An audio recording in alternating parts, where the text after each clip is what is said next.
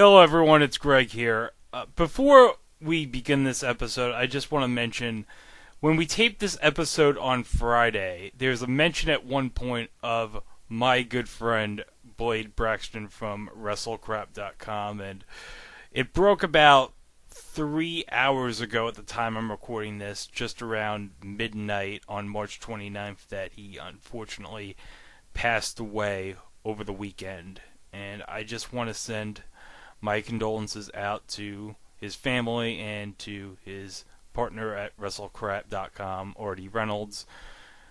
Needless to say, Blade was one of my comedy influences on the internet back in the day, and I was in contact with Blade on and off over the years.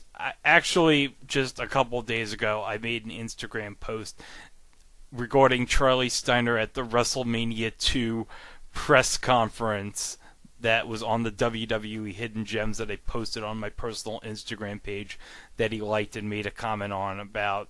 It had been no more than 2 or 3 days ago, but this is a very sudden and shocking passing, and I'll say more about it in the next taping we have later this week. But Blade, I just want to say we're all going to miss you here, and it's just a sad and tragic loss. The world lost a very funny and talented guy.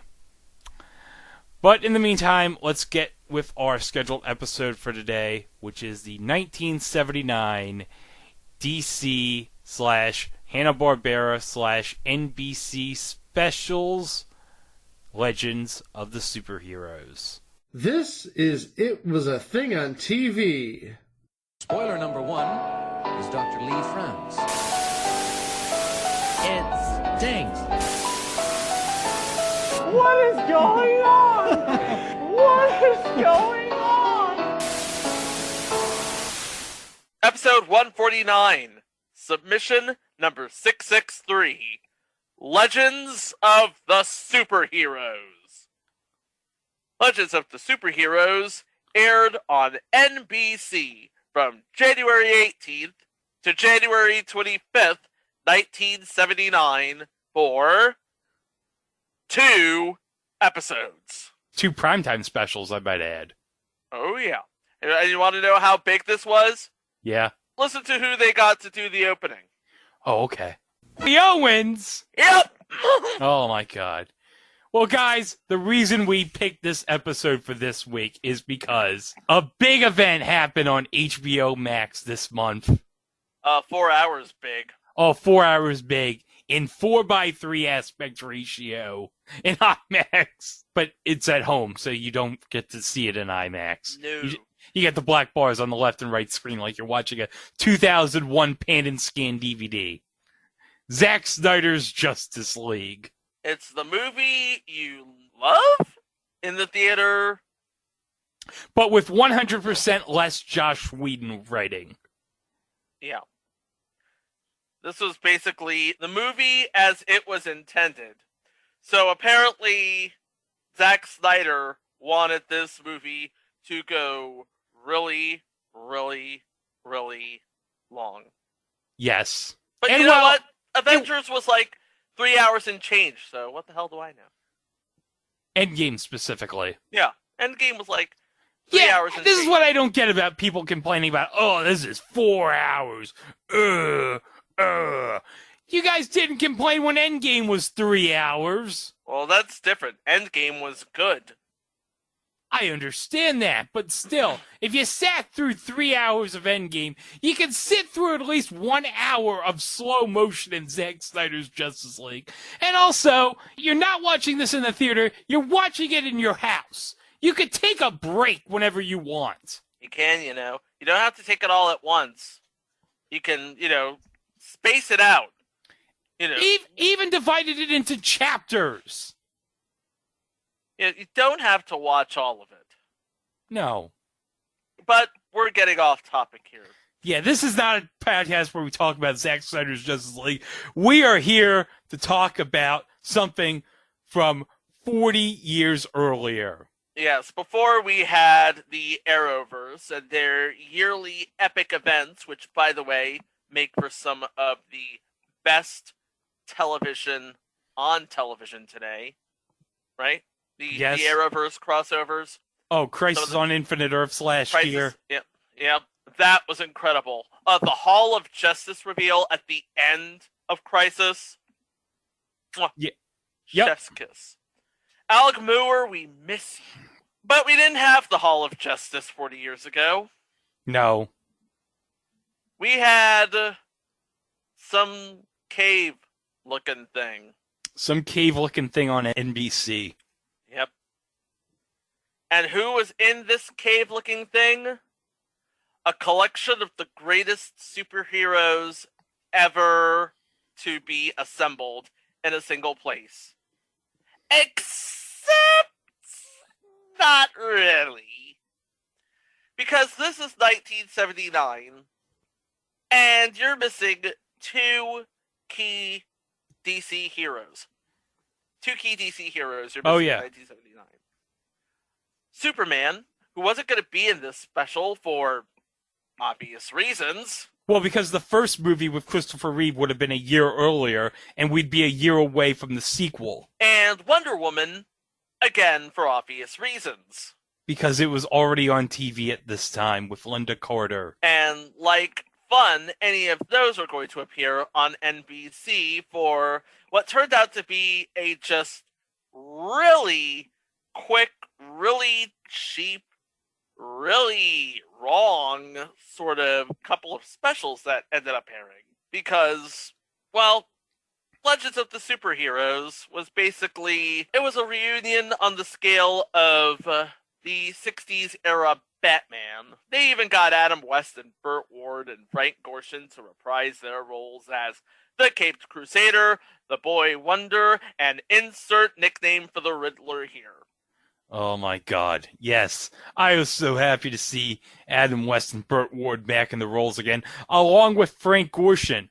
By the way, guys, this will not be the last time we'll be talking about Frank Gorshin this year, because at the end of the year we'll be talking about him, because he was a voice in Rudolph's Shiny New Year. It's true. Yes. But lest you think that Batman and Robin are the only superheroes that are legendary, well, we heard Gary Owens in the beginning go over the roster of superheroes that they ultimately chose. Aside from the lack of Superman and Wonder Woman, this was basically billed as a live-action version of Challenge of the Super Friends, which would have been airing, strangely enough, on another network. What? Yeah. I mean, Hanna-Barbera and DC were behind this series of specials. Yes, I know that. But Super Friends was on ABC. This was on NBC. Oh, because that might explain why it's not called Super Friends. Yeah. So let's go over the legendary superheroes that are the Legends of the Superheroes. First of all, you have Captain Marvel, Earth's mightiest mortal. And just to clarify, this is Shazam. Yes. The hero that is now known as Shazam. We're not going to get into a long story about why he was then Captain Marvel and now he's Shazam. We'd be here all day. We'd be here all day talking about that. Let's just say, for the purposes in 1979, he was the DC Captain Marvel. And he was played by a gentleman by the name of Garrett Craig, who you would know from future entry Man from Atlantis, and Heaven and as a swimmer in the movie Heaven Can Wait. That's pretty much all he did. Okay. It's like he did a whole lot of bit roles in the 1970s, and you know what they say, there are no small roles, there are only small actors. Or, something like that. Yeah. Alright, and then you have the Green Lantern in Brightest Day and Darkest Night and all that good stuff. He was played by a guy named Howard Murphy. I don't know who he is either. Who knows? But yeah, he is another one of those guys who did stuff in the 70s and 80s. Just surfing from role to role. Okay. This is perhaps his most notable role. And again, we wish this was a video podcast because he's talking to fortune teller. We will get there. We'll get to who's playing the fortune teller later. Then you have Hawkman. Hawkman. Yes. Played by Bill Knuckles. And we've talked about Bill Knuckles before. Yes, because he was in previous entry. Say it, Mike. Super Train. Yeah, Super Train. Yep. And the thing is, if you look at his IMDb page, he has 3 entries. Super Train for 5 of the 6 episodes, Legends of the Superheroes, and Sunset Cove, where he played Moose. Moose. Let me guess. He's playing the exact same role in all 3 shows. How'd you guess? It's a gift, Michael. It's a gift. Then you have the fastest man alive, the Flash, played by Rod Hassa. And we're just going to assume that this is the Barry Allen Flash. Yes. And his most notable role is, actually, he has no such... Actually, no. Mike, you'll love this. He played Wally in the Gong Show movie. Yeah, he did. Not a big part, mind you, but it's a movie I have on Blu-ray. Wait, don't the buy, Gong don't Show buy it. I movie? wasted my money. Don't buy it. Oh, Don't buy okay. Okay. I was going to say, the Gong Show movie's on Blu-ray? Who released that? it. It was released Somebody. a couple of years ago. I know, but what company released it? If I knew where my Blu-ray cases were, I could tell you. They're here somewhere. Shout Factory released Of it. course it would be Shout Factory. It's like, for every 3 or 4 good Shout Factory releases, you get One crappy one. one crappy tell- one. You get a Gong Show movie. I'll Yeah. tell you what, Kino Lorber wouldn't release that. Yep. Kino Lorber releases quality. Okay, I'll let you believe that. No, but it's true. They released SOS Titanic. Oh, that's true. Well, we'll talk about that. We'll talk about that sometime next month. And then you have the Huntress, who in at least up either New 52 or just before, but definitely in the WB series Birds of Prey, is the daughter of Batman and Catwoman. Yeah, I think at this time in 1979, she was more known as an Earth 2 character, I think, because she's also the daughter of Batman and Catwoman on Earth 2. Yeah. And getting into the origin story, Helena Wayne, by the way, was her real name, joined the law firm of Cranston and Grayson. 3 guesses who the Grayson was. Yeah. That's in future entry Birds of Prey 2003. Mm-hmm. And the character is in the 2020 movie Birds of Prey. Which is actually a pretty good movie. Yeah, where the character of Huntress is the daughter of a crime boss played by Mary Elizabeth Winstead. Who is actually a really good actress. By the Oh, way, one, Scott Pilgrim versus the World. Oh, of course, and Scott 2, Pilgrim. And 2, Tar Heel in the House. Oh, I didn't know she went to North Carolina. She didn't, but she is from Raleigh. Oh, okay. So, well, she's Wolfpack in the house. Well, yeah, I guess you can say that. Anyway, this version of the Huntress is played by Barbara Joyce, who didn't do much. Actually, she was a regular in another future entry, the Ken Berry Wow Show. Wow. That's what I just said. Oh my. What are we watching? Oh, it's just a tennis match. So this is tennis. Wow! Wow! Wow! Wow! Wow! Wow! 15, love. That was just 1 point? Federer and Hastings are known for their long rallies. Federer to serve. Wow!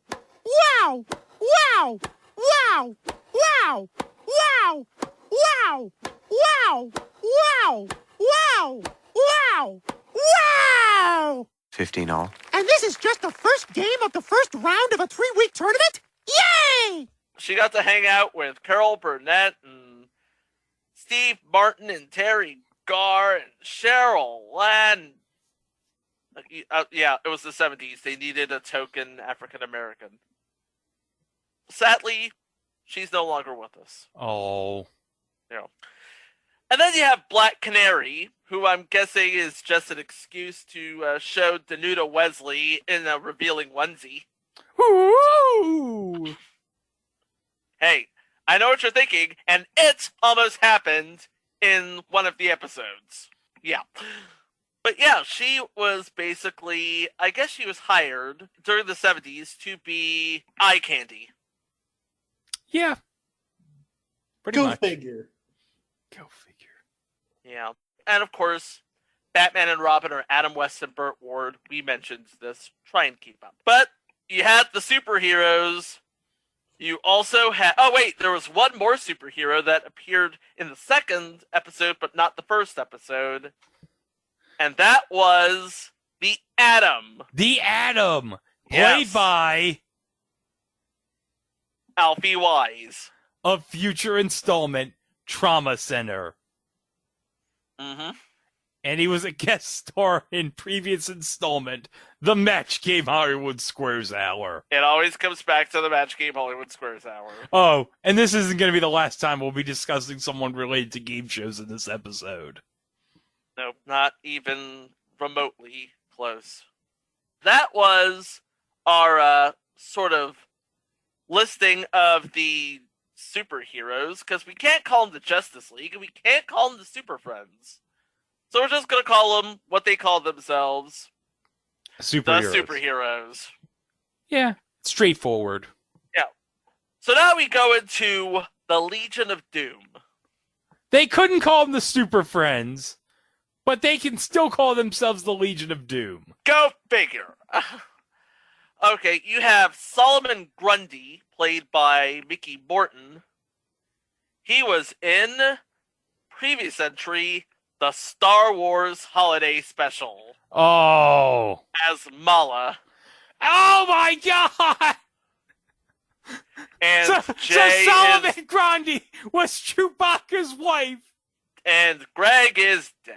Well, just remember, Peter Mayhew in the Star Wars Holiday Special was kissed by a man. Thanks, Blade. Not that there's anything wrong with that. Okay, and then you have playing Weather Wizard from... You know who Weather Wizard is if you've ever seen The Flash. Sort of the prototype to Captain Cold, although there are two different characters there. He's Dollar Tree Captain Cold. He's Dollar Tree Captain Cold, thank you.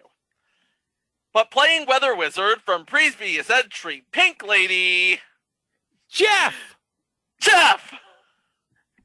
Altman! I see Mike with that grin on his face. Playing Sinestro, he's a very funny guy. He has a command of the English language. He's all like, bah! And it's like, and he used to announce for the Jerry Lewis show, which is going to be covered in his future entry. It's Charlie Callis. Charlie Callis. Oh, I love Charlie Callis. I love Charlie Callis too. He was like the main reason I watched the Dom DeLuise show back in the day. And the show comes to a screeching halt. The Dom DeLuise show was good back in the late 80s. The only Dom DeLuise show I recognize is Lots of Luck. By the way, that's also a future entry. Now, you know he did Candid Camera. I knew that because I grew up on it. I mean, that used to air right before Montel when I was growing up. Yes. Candid Camera was before Montel where you lived. Where I lived, in southeastern Arizona, near Tucson, Candid Camera aired before Montel. What? You had some weird affiliate if you had Candid Camera before Montel. Well, it depends what time of day we're talking. Yeah, true. We have Giganta, played by Alicia Brevard, who was an entertainer, actress, model, Playboy bunny, professor of theater, author, and also underwent one of the first sex reassignment surgery procedures performed in the United States. Oh. So, landmark LGBT representation there. Awesome. Okay. Sadly, no longer with us. Oh. And then you have, as Dr. Savannah, Howard Morris. Of course, Dr. Sylvana, the chief enemy of Captain Marvel / Shazam, who was played by Mark Strong in the 2019 Shazam movie. And really, where you'd know Howard Morris's name from? He played the Hamburglar. What? I'm not kidding about that. He portrayed the Hamburglar, according to IMDb, from 1971 to 2000. Wow. 29 years of being the Hamburglar. From Your Show of Shows with Sid Caesar to that. And also a little bit better, at least talking about TV shows. He was also the voice of Wade the Duck on Garfield and Friends with the U.S. Acres cartoons. Oh, yeah. I love that. The U.S. Acres cartoons are going to be a future installment.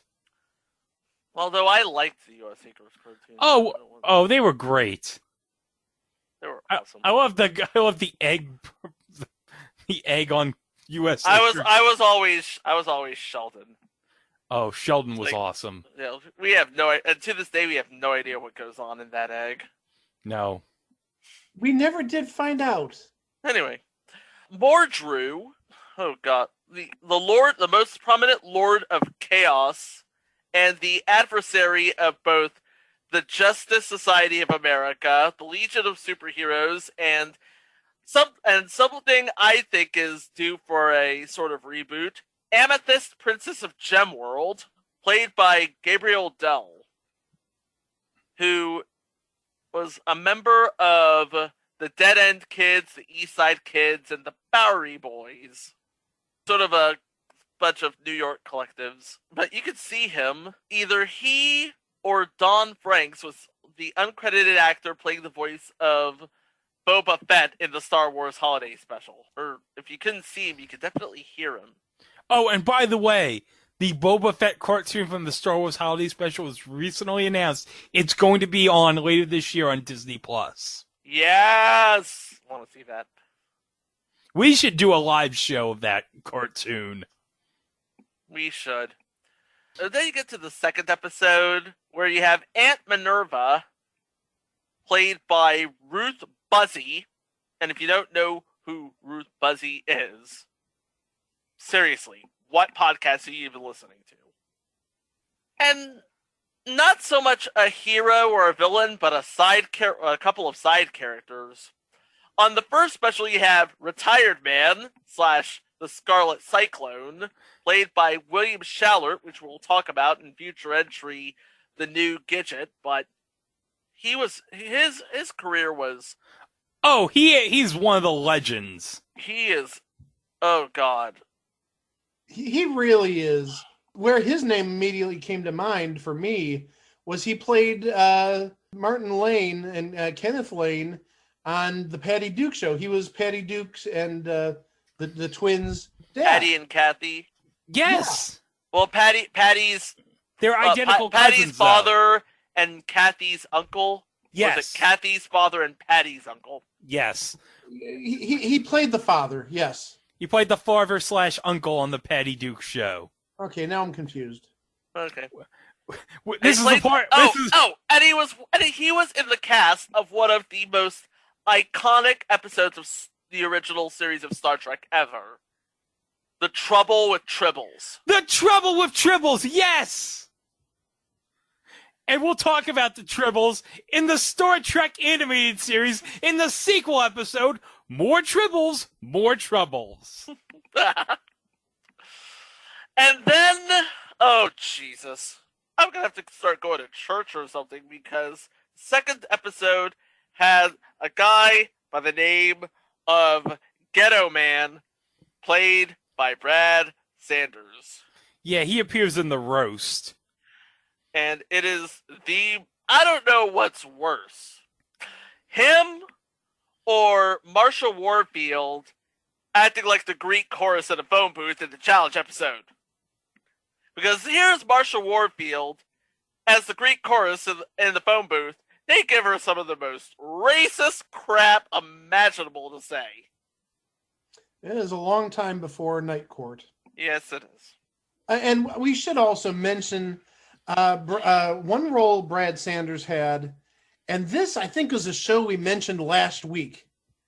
He played the voice of Tequila on Tequila and Benetti. Yes! Tequila and Panetti. Interestingly enough, Brad Sanders still working really hard on his craft. He was in Bad Boys for Life last year, and he's in an episode of Black Lightning this year. Oh, so he's back in DC with Black Lightning. He's in the proper televised universe. Yes, the Arrowverse, of course. Yes, the Arrowverse. Because I keep forgetting. Well, thanks to DC Universe, now there's like two sort of DC universes. Because of was it Titans and Doom Patrol? You have Titans and Doom Patrol on one end, and then you have all the CW shows on the other. Yeah. But isn't all that DC Universe stuff now all streamlined in HBO Max? Yes, it is. Okay. I really need to binge Doom Patrol. I hear it's very good. Yes, you do. And especially because T-Dalt's in it. Yep. And Brendan Fraser. Well, Brendan Fraser's voice, anyway. Oh, yeah. He's Robot Man. Anyway. And he says basically what we're all thinking. Especially after watching these two episodes, which we'll go over right now. So, Wait, am I missing something? You didn't mention Hawkman's mother. Oh, I didn't mention Hawkman's mother. She's played by Pat Carroll.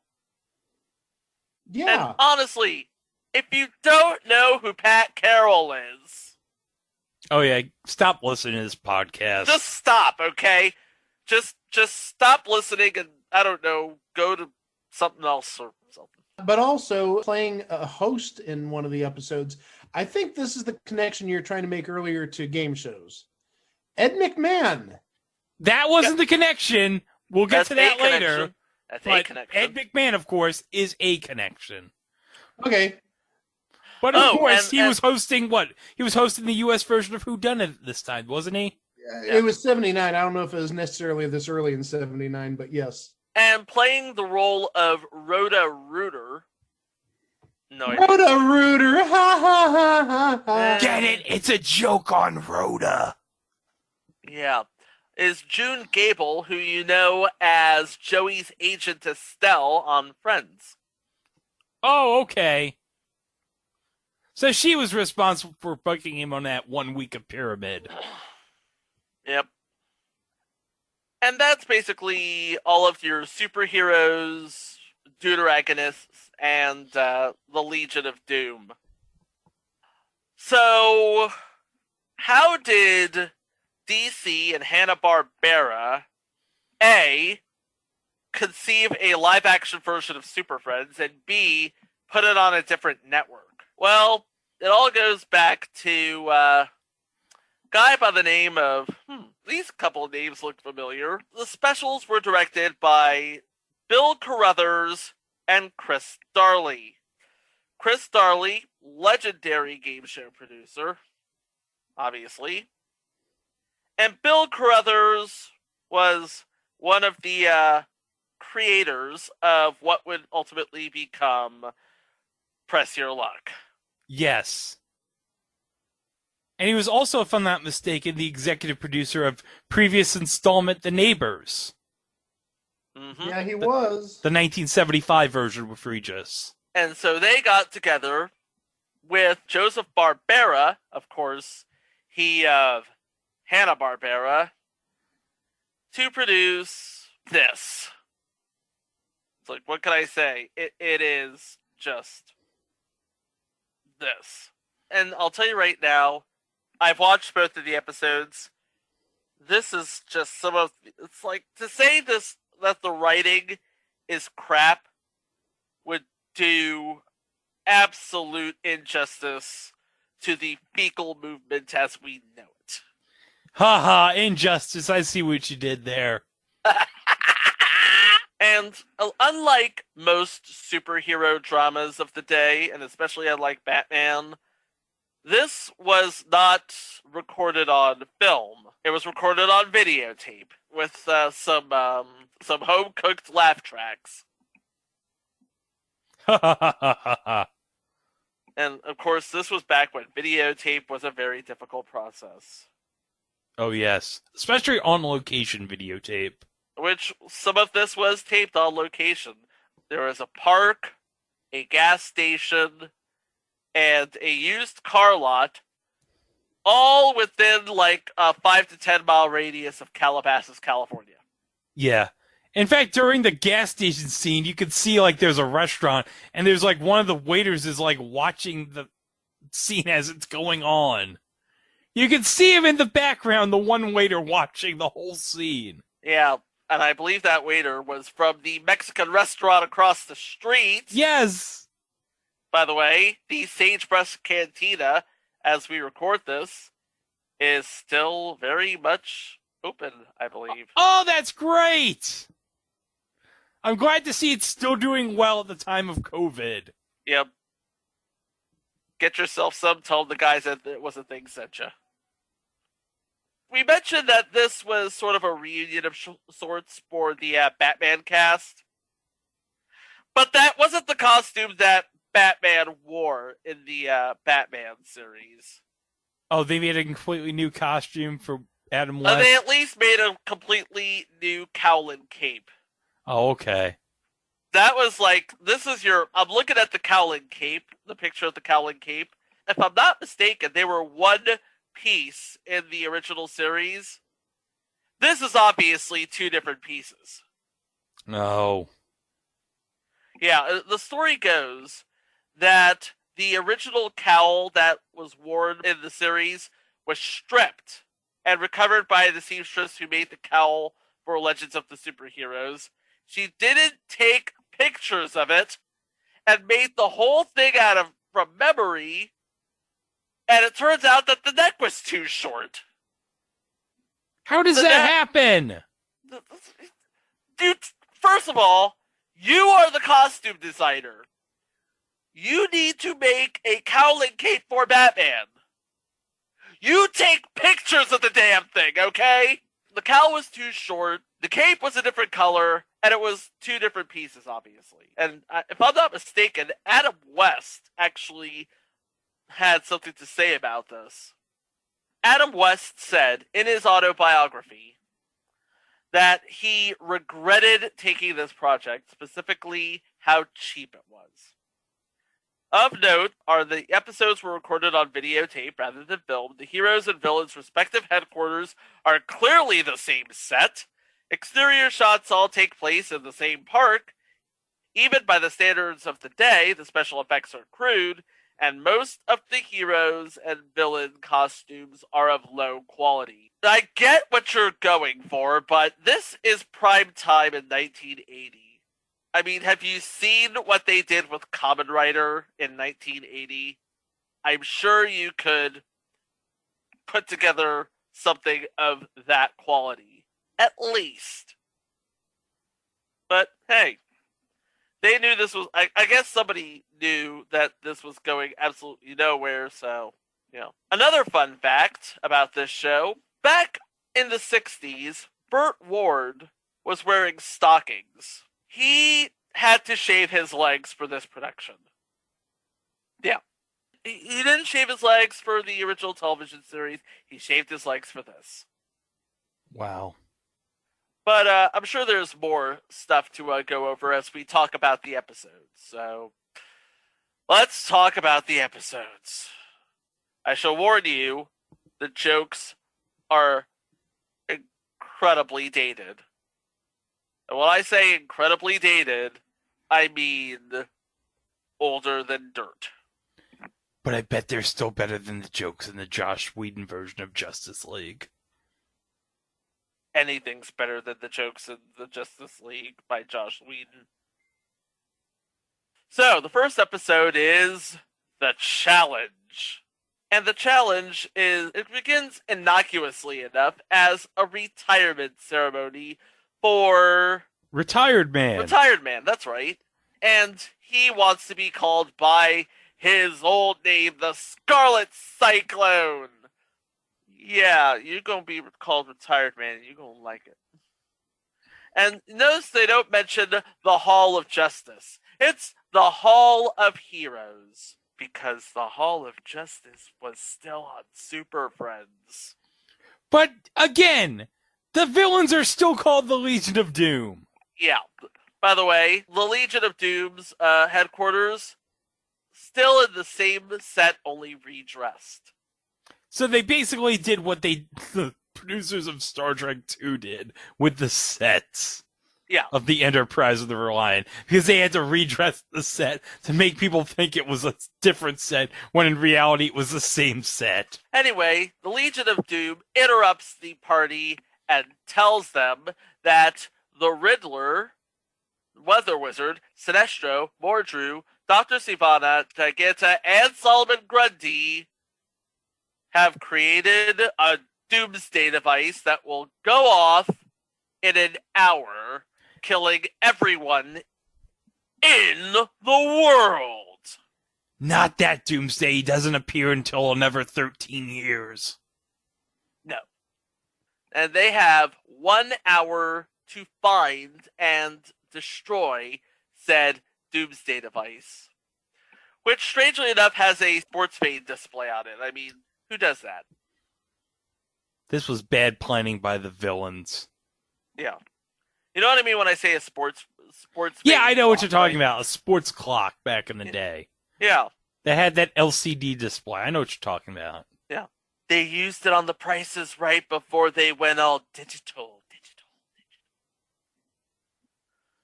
So, the Legion of Doom challenges the superheroes. I almost said one of the forbidden groups of death there, to find and destroy the Doomsday device, which, by the way, is atop the Legion of Doom's headquarters. It is literally hanging in a cage above the Legion of Doom. So the entirety of the superheroes goes off on their own separate sort of devices, trying to find clues as to the location of the Doomsday device, planted by the Riddler, because that's sort of his thing. Imagine Shakespeare, but a genius. That is the Riddler talking, by the way. So all of the heroes look to find it. Batman and Robin have the hardest time at it, as the Batmobile is sabotaged and breaks down near a gas station. And in the gas station, Solomon Grundy appears to, well, take care of the superheroes. No. Solomon Grundy makes the worst convincing gas station attendant ever. He had a hat on, Greg! So he puts a hat on, nobody knows he's Solomon Grundy. Even though his face screams Solomon Grundy. Yep. It's like, I haven't seen big, hulking, gray gas attendants in my lifetime. No. Have you? No. Have you, Mike? Cannot say I have. Okay. So, Batman and Robin escape, and they find themselves in a used car lot run by Weather Wizard. A used car lot run by Jeff Altman. I know. Shocking. But he's tried to get them into a lemon. And all Batman has on him is $100. He's Bruce Wayne, and all he carries around is $100. He's a millionaire, and he only has $100 with him. What is wrong with you, Bruce? And you know what that gets him? A Cold War era Russian motorcycle with a sidecar, which I guess is better than nothing. Except that the motorcycle and the sidecar end up splitting.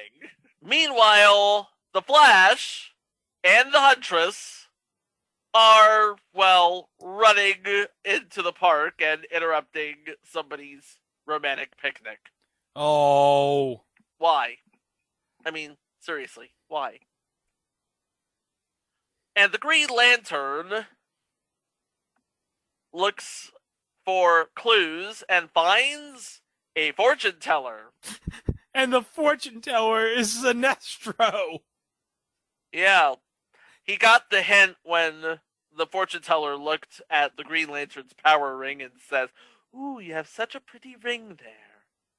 And then Green Lantern's like, "Hey, you have a pretty ring too." Cue the dramatic, but not really, special effects fight. Sinestro did not think this out properly. He could have just taken his ring off, and Green Lantern wouldn't have noticed. Yeah, but you take your power ring off, then you lose. Oh yeah, then you lose the fortune teller. But then why be a fortune teller at all? I don't know. It's like nobody involved with this thought of anything. Hawkman and Black Canary find their way to the gas station and have it out with Solomon Grundy until they are captured. Oh no. Meanwhile, Captain Marvel is looking for a clue and finds the roadside psychiatrist. Was that a thing? There's roadside psychiatrists? I have absolutely no idea. Mike, was that a thing back in the day? There'd be roadside psychiatrists with like an office, like in the middle of an abandoned street somewhere. Well, we've all seen what Lucy Van Pelt does. True, but he sort of probes into Captain Marvel's mind. And, well, not much going on up there. But, ultimately... Oh, and then Captain Marvel goes to a lemonade stand. Which is... Oh, yeah. Wait a minute. He goes to the lemonade stand. The Flash goes to the lemonade stand. And the Green Lantern goes to the lemonade stand. They drink the lemonade, but it was dosed with a potion to sort of strip them of their superpowers. And the lemonade stand was run by Dr. Sylvana. Yes. Meanwhile, Captain Marvel goes to rescue Hawkman and Black Canary from the gas station. And Black Canary, because Marsha Warfield's in the phone booth and she hears everything, gets the location of the Legion of Doom's headquarters. And because she's Black Canary, what's her power? Screaming really loudly. How long has Marsha Warfield been on this phone? I don't know. It's a payphone from the 1970s. How long is this call? She must have a lot to say to her girlfriend. Yep. So they all rush to the Legion of Doom headquarters. Of course, some of them with more powers than others. But But also, beforehand, there was like a scene with jet skis. Yeah. Batman and Robin, they need to get to the Legion of Dooms, but they can't do it in their motorcycle. A, because motorcycles aren't built for water, and B, because their motorcycle's in two pieces. But that's okay, because we have a pair of jet skis with nobody riding them. So Mordrew's on a jet ski. Batman and Robin are chasing him on jet skis.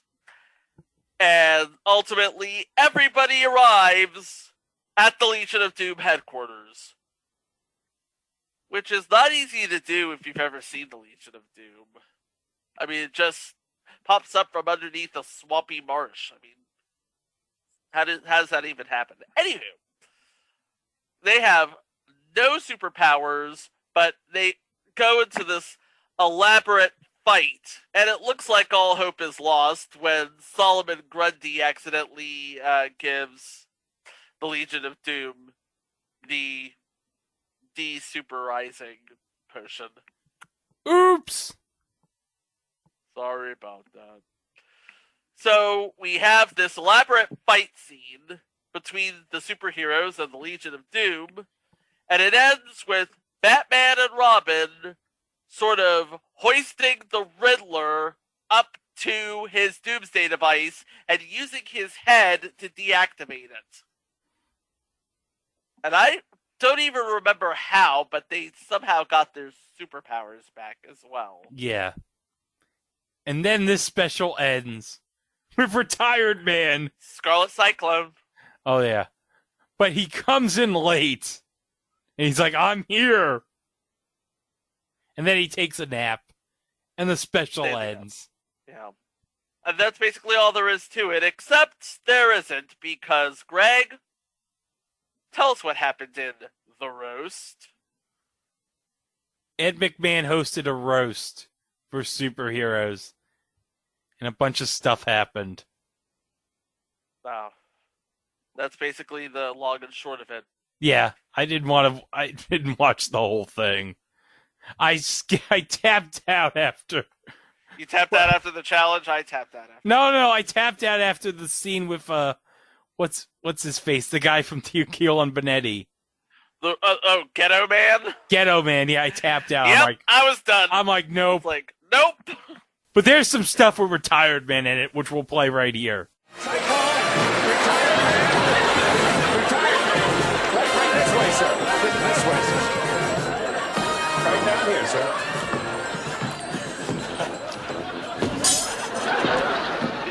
Right this way. Right this way. That was leaks. Yes. Hi, kid. It's nice to meet you, retired man. It is really nice to meet you. Don't call me retired man. Why don't you call me by my old name, the name that struck fear in the hearts of villains, the Scarlet... The Cyclone. Where? No, you, sir, you. You are the Scarlet Cyclone. You know it, Bob. Remember this? Oh, heck. We do get... What do we get here? We got Hawkman's mother. We got Alfie Wise as the Atom. Of course. And we have, again, Ghetto Man. And I'm thinking to myself, why? Why? Why? Look, we know it's 1979, but seriously! Like, whatever possessed you to think that this was a good Was the idea? Jon Stewart version of Green Lantern around at this time? No. Did they establish that Martian Manhunter's human disguise was black yet? No. Okay, so we had no choice. Yeah. So what started out as a tribute to Batman and Robin ends up as, well, everybody ripping on everybody. It wasn't even that funny. No! It's like, it didn't have, like, at least the challenge had some sort of, I don't know, thing. At least the it. challenge had Frank Gorshin as the Riddler. Yeah. You didn't even get Frank Gorshin in this. Nope. Well, at least you have Jeff Altman back, but I mean, still. At least you had Ed McMahon. Oh, Ed McMahon, yeah. But that's pretty much it. Yeah. I mean, I think you gave Ed McMahon had like some of the best lines. It's like he hadn't seen this. You know what? Let's just play the Ed McMahon intro. Good evening.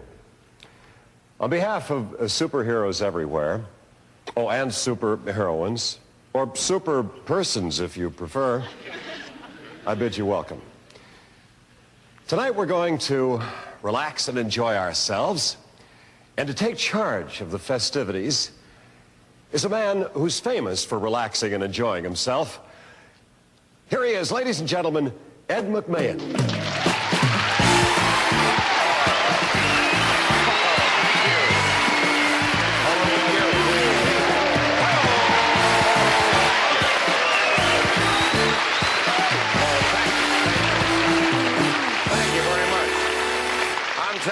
Seen people dressed like this since I had lunch at Alice Cooper's house. Beautiful. Look at all those capes.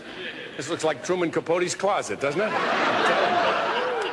I'm delighted to be here tonight with all my favorite superheroes. Now, if you're a comic book fan, you know that they're all here. These guys have superpowers. Some of them got them by falling into a vat of liquid. That happened to me last week at the Budweiser plant. Yeah. I wish Ed McMahon had given, like, I don't know, like, Huntress a giant check. Must not make the obvious joke.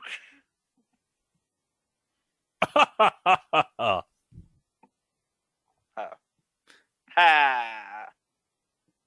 Aside from that intro from Ed McMahon, nothing of any consequence happened in this particular episode. I don't even remember how many people watched it.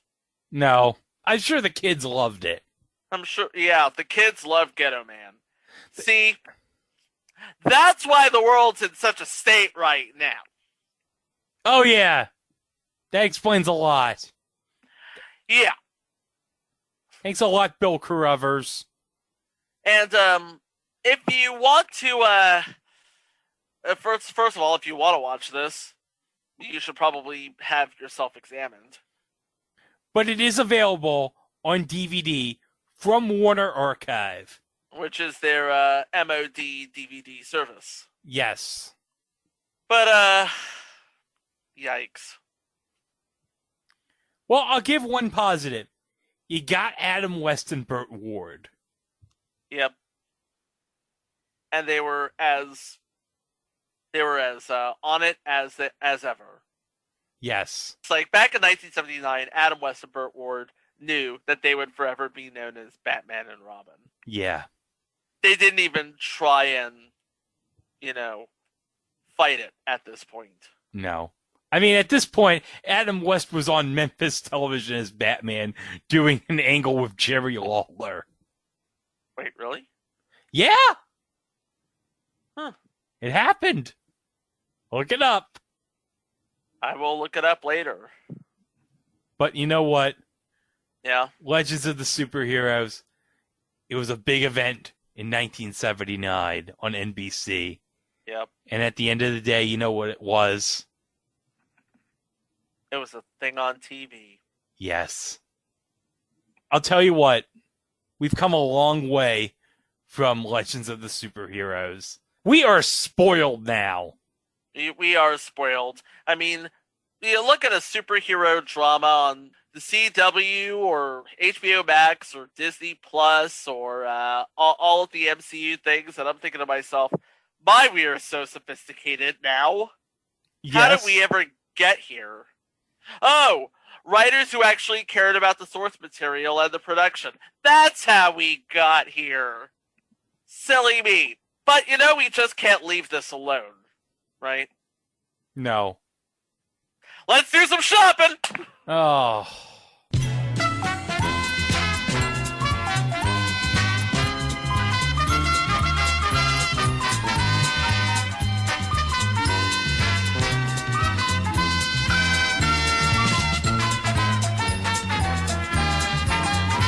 Okay, so I found this. It is a trading card. PSA DNA certified. A Howard Murphy as the Green Lantern, and it's signed by Howard Murphy. Wow. Yeah. Is this a custom card or is this an actual? No, this is an actual card from 1979. Wow. And it's signed by Howard Murphy. Who made this card? Was it I have no was it idea. Topps? I don't think it was Topps. I think it was maybe Fleer. Fleer might have done non-sports stuff back then. It might have done it, but yeah, you have this card, Green Lantern, Howard Murphy in costume as the Green Lantern. Mike, you like trading cards. What are you bidding on this? Greg likes them too, though. $69.99. Nice. Greg? $1, Bob. Oh! The actual buy it now price for a 1979 Howard Murphy Green Lantern signed Legends of the Superhero PSA slabbed card. Oh, Mike, you were really close.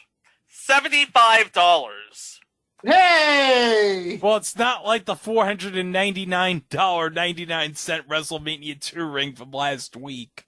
No, it's not. But holy hell. I mean, this is... you know what? This is a collector's item. I hate to sound like a guy trying to hawk something, but this is really a collector's item. I mean, I defy you to find something worth remembering about this show. On second thought, please don't. Because reasons.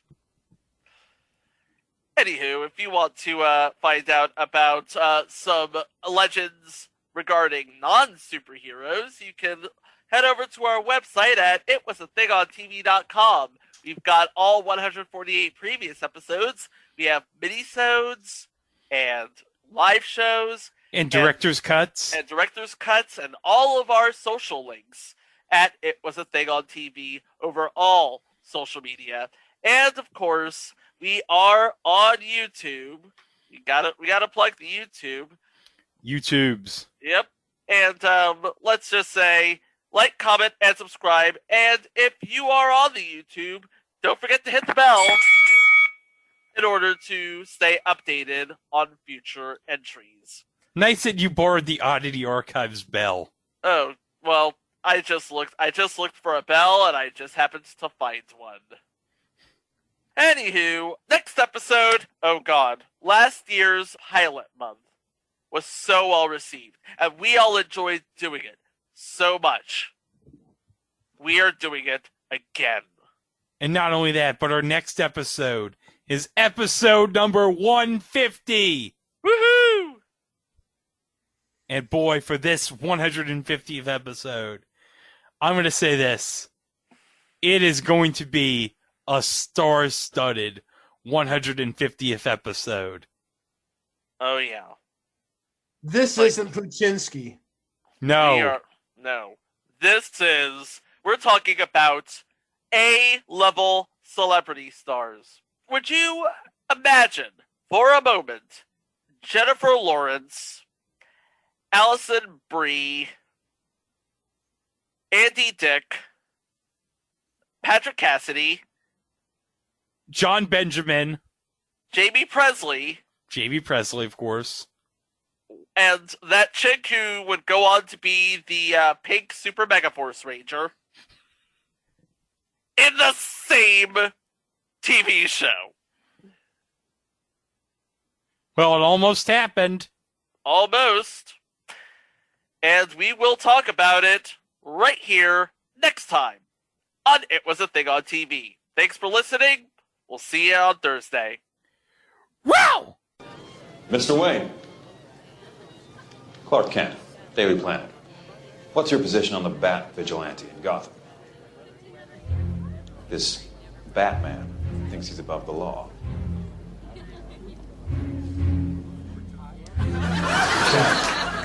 You're the new guy in town, is that right?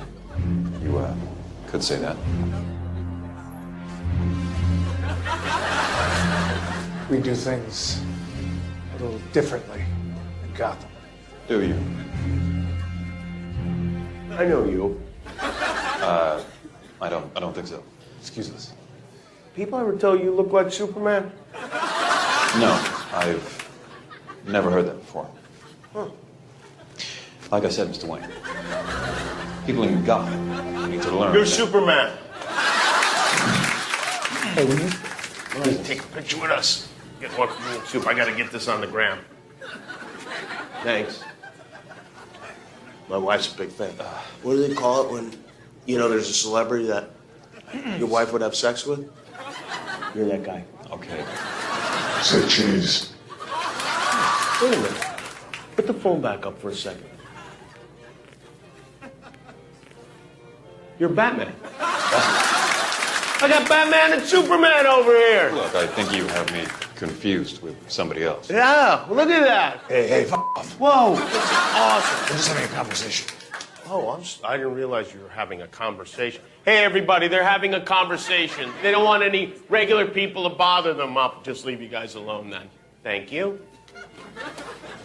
Anyway, as I was saying, I think the people of Metropolis need to learn that they can't trust an alien with the power to burn the entire civilization down. Batman and Superman. They're having a fight or something. That's so. I don't know what's going on. Hey, I'll play back. Yo, what up, Periscope? It's your boy Jim. I'm here with Batman and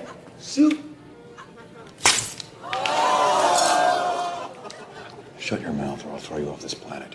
I will rip your